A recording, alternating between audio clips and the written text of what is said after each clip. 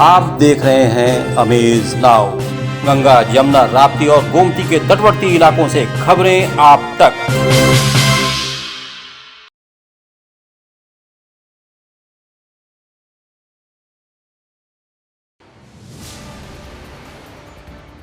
उफनाई रोहन नदी danger line के पार, राप्ती कुआनो भी चढ़ान पर, बंधों पर रेनकट से खतरा। अंग्रेजों के जमाने में बनाए गए जर्जर भवन में कार्य कर रहे विद्युत कर्मी। उत्तर प्रदेश मंडी समिति के डायरेक्टर ने महवा मंडी का किया निरीक्षण। 2017 से प्रतिबंधित चाइनीज फिजी सेब खुलेआम बिक रहा बस्ती के बाजारों में। 24 घंटे के भीतर कुशीनगर पुलिस ने अपहरणकर्ताओं और फिरौती के साजिशकर्ताओं पर डाली नकेल। बॉडी वर्न कैमरे की निगरानी में रहेगी ट्रैफिक पुलिस। टेक्नोलॉजी के सहारे बकरी चोर गैंग की 3 सदस्य को तिवारीपुर पुलिस ने किया गिरफ्तार। गोरखपुर में पुलिस का मानवीय चेहरा सामने आया। 5 फीट नीचे गड्ढे में गिरे एक जानवर को पुलिस ने सुरक्षित बाहर निकाला। सिद्धार्थनगर जिले के मोहाना थाना की पुलिस ने 3 चोरों को कट्टा कारतूस में चोरी के सामान के साथ गिरफ्तार करने में सफलता हासिल की। अब सत्य घटना विस्तार। गोरखपुर में वैश्विक महामारी कोरोना की दूसरी लहर के बाद लगातार हो रही बारिश मुसीबत बनकर सामने आई है। बारिश से जहां नदियों का जल स्तर तेजी से बढ़ा है, वहीं बंधों पर रेनकट ने भी संकट खड़ा कर दिया है। कई नदियां खतरे के निशान के ऊपर बह रही हैं। जो नदियां खतरे के निशान से नीचे हैं, वो भी लगातार चढ़ान होने पर डेंजर लाइन पार करने को आतुर दिख रही हैं। उफनाई नदियों ने गांव के लोगों को भी डरा दिया है। गोरखपुर के साथ साथ आसपास के जिलों में भी नदियां तेजी से बढ़ रही हैं। गोरखपुर में रोहिन नदी का जल स्तर लगातार बढ़ रहा है। रोहिन खतरे के निशान से 1.25 मीटर ऊपर बह रही है। रोहिन की डेंजर लाइन त्रिमुहानी घाट पर 82.44 है, लेकिन वो अभी खतरे के निशान से 0.89 मीटर ऊपर बहते हुए 83.330 मीटर पर बह रही है। रोहिन ने कैंपियरगंज तहसील की चांदीपुर गांव और बुढ़ेली गांव के कोमर टोला के आवागमन बाधित कर दिया है। खेतों में जहां पानी घुस गया है, तो वहां पर 2 नाव भी लगानी पड़ रही है। पिछले साल की तरह इस साल भी रोहिन नदी तबाही मचाने को आतुर दिख रही है। नेपाल की पहाड़ियों पर हो रही लगातार बारिश की वजह से पहाड़ी नदियां उफान पर हैं। यही वजह है कि मैदानी इलाकों में रोहिन नदी पूरी तरह से उफान पर आ गई है। राप्ती बर्ड घाट पर अभी खतरे के निशान 74.98 से 1.02 मीटर नीचे बह रही है, लेकिन लगातार चढ़ान पर है। यही हाल कुआनो का भी है।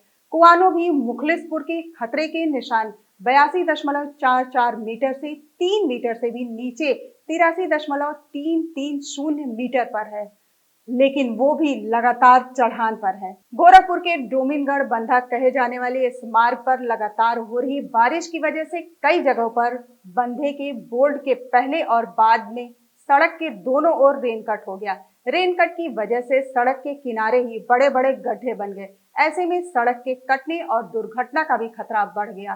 पूर्वानुमान की माने तो 24 से 48 घंटे तक मूसलाधार बारिश के अलर्ट की वजह से नदियों का जल स्तर और तेजी से बढ़ सकता है। गोरखपुर के उत्तरी कोलिया के रहने वाले मकसूदन ने मीडिया से बात करते हुए कहा कि कोई ध्यान देने वाला नहीं है। पानी नदी में तेजी से बढ़ रहा है, गांव में भी खतरा है। पिछले साल भी बाढ़ की वजह से परेशानी का सामना करना पड़ा था। उत्तरी कोलिया गांव के राजेश निषाद बताते हैं, समय से मरम्मत नहीं होने की वजह से दिक्कत हुई। नई मिट्टी होने की वजह से बारिश में रेनकट हो गए। 10 दिन के अंदर ये गड्ढे बने हैं। गोरखपुर स्थित विद्युत नगरीय वितरण खंड द्वितीय बख्शीपुर अधिशासी अभियंता कार्यालय, जो अंग्रेजों के जमाने में वर्ष 1928 में बनाया गया था, पूरी तरह जर्जर हो चुका है। बरसात के दिनों में छत की दीवारों से पानी टपकता है। पूरा भवन जर्जर हो चुका है। बिल्डिंग की दीवारों पर घास फूस झाड़ियां जमी हुई हैं। विद्युत कर्मी उसी में जान जोखिम में डालकर फाइलों को मेंटेन करने में लगे हैं। इस संबंध में जब हमने अधिशासी अभियंता इंजीनियर अतुल रघुवंशी से बात की, तो उन्होंने बताया वहां पर सिर्फ मीटर रखे गए हैं, वहां कोई कार्य नहीं होता। उस भवन में जो भी कार्य होता था वो बंद हो चुका है, लेकिन हकीकत कुछ और ही था। वहां जब हमने देखा तो कर्मचारी पॉलीथिन के सहारे अपना काम कर रहे थे, जो हमसे कुछ भी कहने से बचते रहे। नहीं, जो जर्जर भवन आप जो देख रहे हैं, वो जर्जर भवन में सिर्फ फाइलें ही रखी गई हैं और कर्मचारियों के लिए बगल में एक नए भवन का निर्माण कराया गया, आप देख भी रहे होंगे। जो पुराना जर्जर भवन है उसको उसकी जगह एक नए जो है बिल्डिंग का प्रपोजल बना के MD office Varanasi civil wing को भेजा जा चुका है।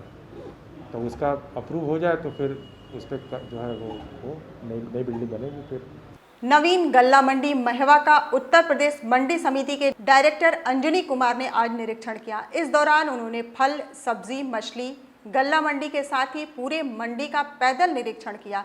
इस दौरान उन्होंने व्यापारियों से भी बात की, उनके निराकरण का निर्देश वहां मौजूद अधिकारियों को दिया। उन्होंने कहा कि मंडी में जो भी ग्राहक या दूर दराज से व्यापारी आए, उन्हें महसूस हो कि वो साफ सुथरी जगह पर आया है, यहाँ गंदगी का नामो निशान ना हो।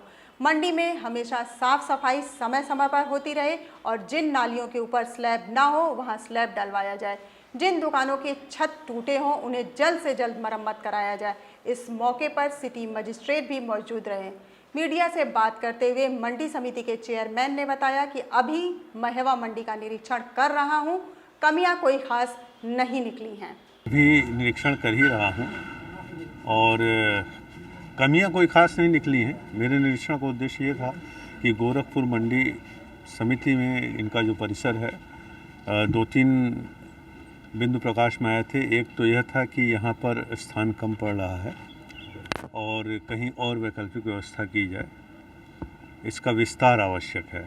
दूसरा, जहाँ हम लोग खड़े हैं मत्स्य मंडी है, मछली मंडी, यहाँ पर दुकानों की मरम्मत का इशू था कि दुकानें मरम्मत की जाएं या इनको डिमोलिश करके नए सिरे से निर्माण किया जाए। तो फिजिकली देखने से चीज़ें ज़्यादा स्पष्ट होती, इसलिए मैं आया हूँ। बस्ती जिले के बाजार में प्रतिबंधित चाइनीज फ्यूजी सेब की बिक्री होने से लोगों की सेहत के साथ खिलवाड़ हो रहा है। प्रतिदिन जिले में करीब 2 टन से अधिक प्रतिबंधित सेब की बिक्री की जा रही है, लेकिन प्रशासन का ध्यान इस ओर नहीं जा रहा है। आश्चर्य तो यह है, चाइनीज सेब के देसी सेब से महंगा होने के बावजूद इसकी बिक्री जोरों पर है।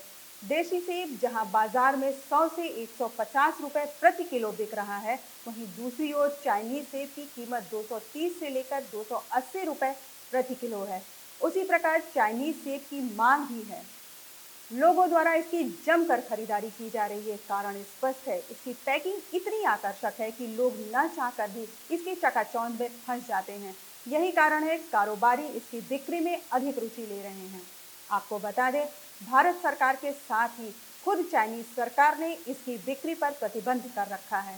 सच तो यह है, तमाम फुटकर फल विक्रेताओं को इसकी जानकारी भी नहीं है। यह सेब प्रतिबंधित है, उन्हें यह पता भी नहीं कि यह चाइनीज सेब अब गोरखपुर, फैजाबाद, बस्ती से ये सेब ले आते हैं। उन्हें केवल बेचने से मतलब है, इसकी कोई जानकारी नहीं है।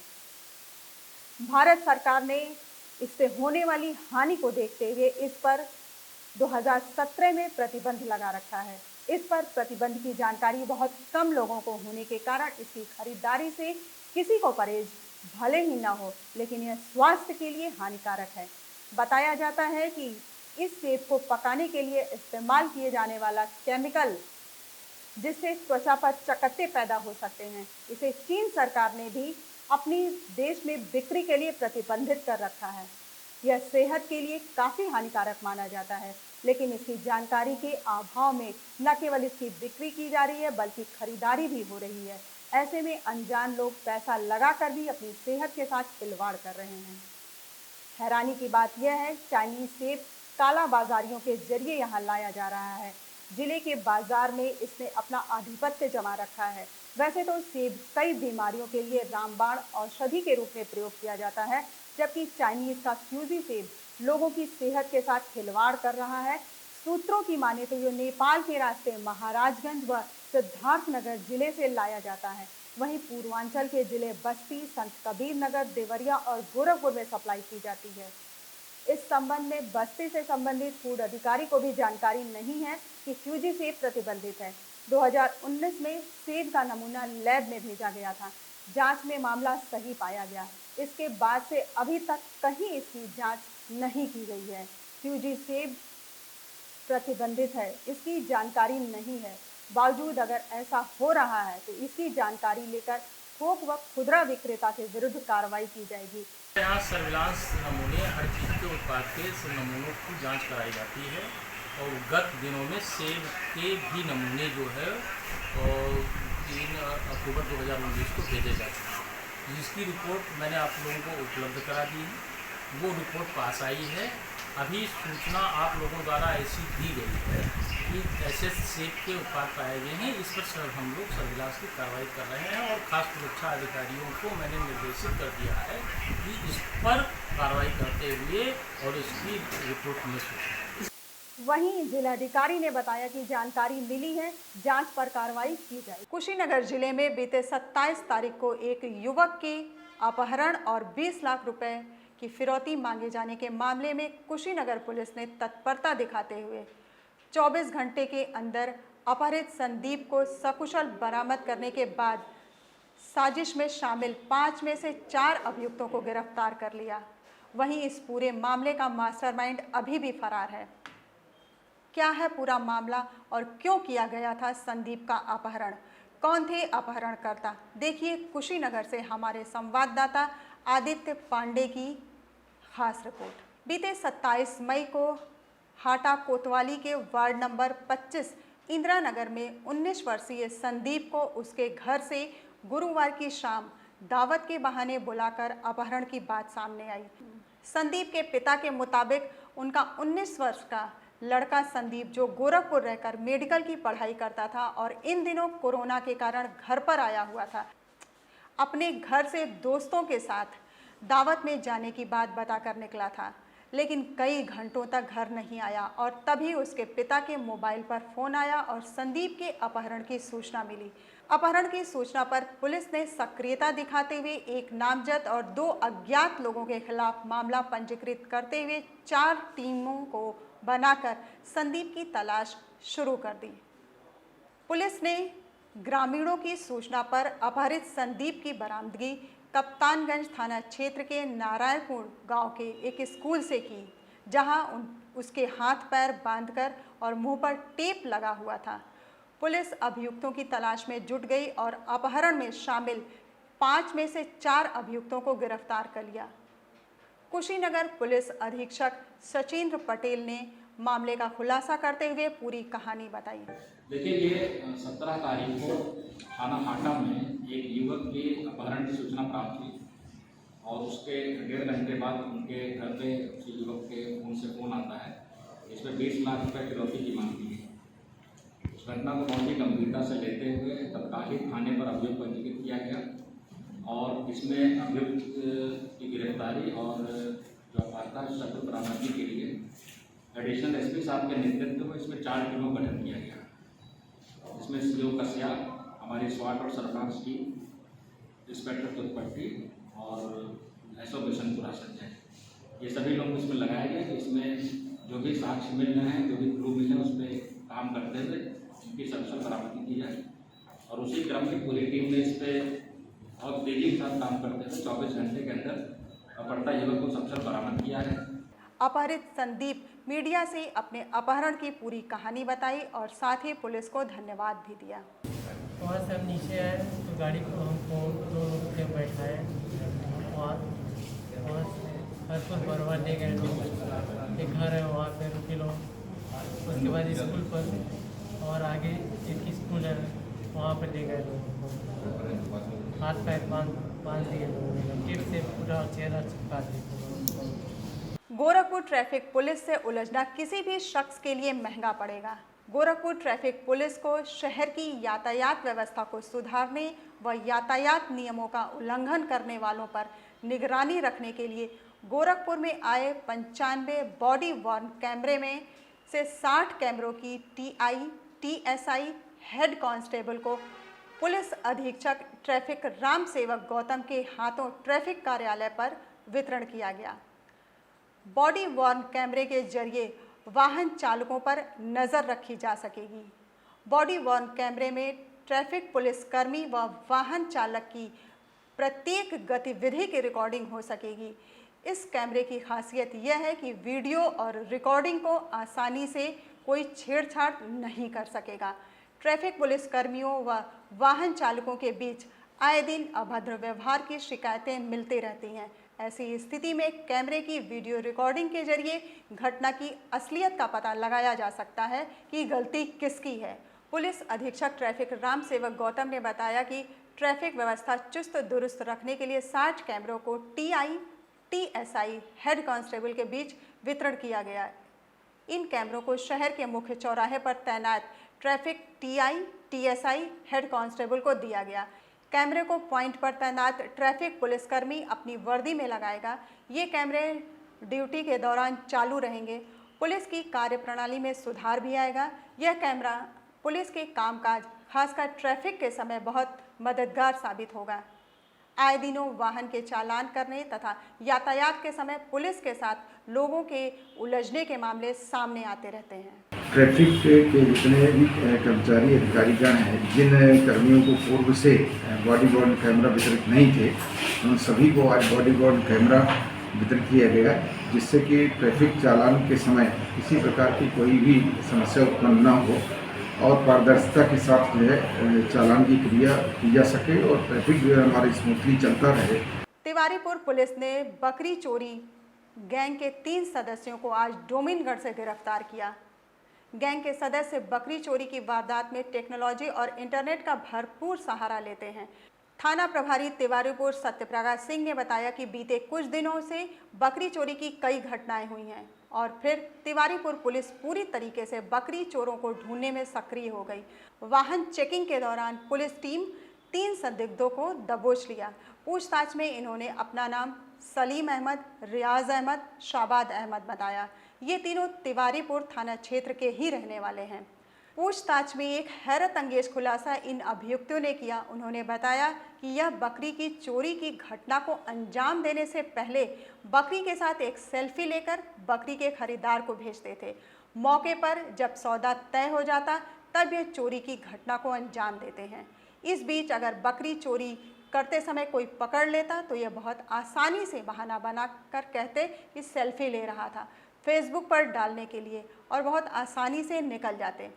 पकड़े गए 3 आरोपी में सलीम और शाबाद का पुराना आपराधिक इतिहास है।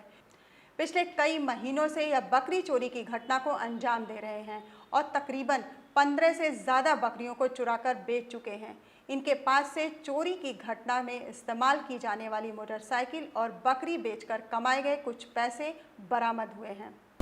सर फ़ोटो जो है फ़ोटो खींच लेते थे, फेसबुक पे अपलोड कर देते थे। जब कोई देख लेता था तब, और ऐसे जो फ़ोटो जो बकरी हम लोग बेचने थे बेचने जा रहे थे उसको फ़ोटो दिखा रहे थे। फ़ोटो देख रहा था, वो जितना पैसा बता रहा था हम लोग लेके चले जाते थे। गोरखपुर में पुलिस का मानवीय चेहरा सामने आया। 5 फीट नीचे गड्ढे में गिरे एक जानवर को पुलिस ने सुरक्षित बाहर निकाला। दरियादिली दिखाने वाले पुलिसकर्मी आशीष और जनमानस राहुल के जनसहयोग से कुत्ते की जान बच गई। मामला कैंट थाना अंतर्गत शास्त्री चौक प्रेस क्लब के पास का है, जहां एक कुत्ता खेलते समय 5 फीट गहरे गड्ढे में गिर गया। नाले के पास खड़े दूसरे कुत्ते को लगातार भौंकता देख कैंट थाना सिपाही आशीष को इस बात पर संदेह हुआ।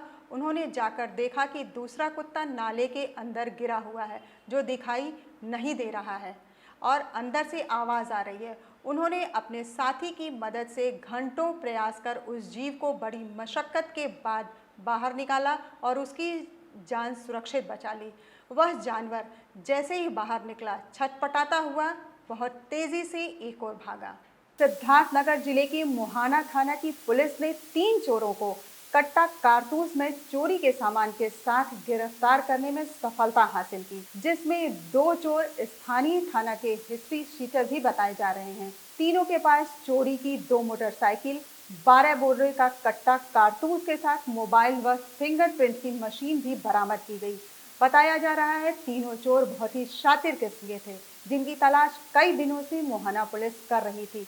तीनों चोर स्थानीय थाना क्षेत्र के ही रहने वाले हैं। उक्त जानकारी मोहाना थाना पर आयोजित पत्रकार वार्ता में देते हुए पुलिस क्षेत्राधिकारी राणा महेंद्र प्रताप ने बताया कि मोहाना क्षेत्र में आए दिनों चोरी की सूचना मिल रही थी, जिसके संदर्भ में ऑपरेशन तमंचा अभियान को लेकर टीम गठित की गई। थानाध्यक्ष मुहाना के नेतृत्व में टीम काम कर रही थी, जिसमें तीनों चोरों को मुहाना थाना क्षेत्र के सड्डा पुल के पास से गिरफ्तारी की गई। इन 2 चोरों के ऊपर मुहाना थाना में पहले से ही कई मुकदमे पंजीकृत थे। पकड़े गए 3 चोरों के खिलाफ मुहाना थाना पर मुकदमा पंजीकृत कर अग्रिम कार्रवाई की जा रही है। कल दिनांक 18/6/21 को 3 अभियुक्त को गिरफ्तार किया गया, जिनका नाम क्रमशः भोला उर्फ अब्दुल सलाम, आसिफ हकीम पुत्र अब्दुल हकीम, राहुल चौधरी पुत्र श्रीमान चौधरी को गिरफ्तार किया गया। भोला उर्फ अब्दुल कमाल के ऊपर 8 मुकदमे पूर्व में चल रहे हैं और आरिफ हकीम के ऊपर 5 मुकदमे हैं। ये लोग इस क्षेत्र के सातिर अपराधी हैं। सत्य घटना के आज के इस अंक के साथ बस इतना ही। तेज सटीक ताज़ी घटनाओं के साथ जुड़े रहें अमेज नाउ के Facebook page, YouTube channel, web portal से। आज के अंक में बस इतना ही। नमस्कार। आप देख रहे हैं अमेज नाउ। गंगा, यमुना, राप्ती और गोमती के तटवर्ती इलाकों से खबरें आप तक।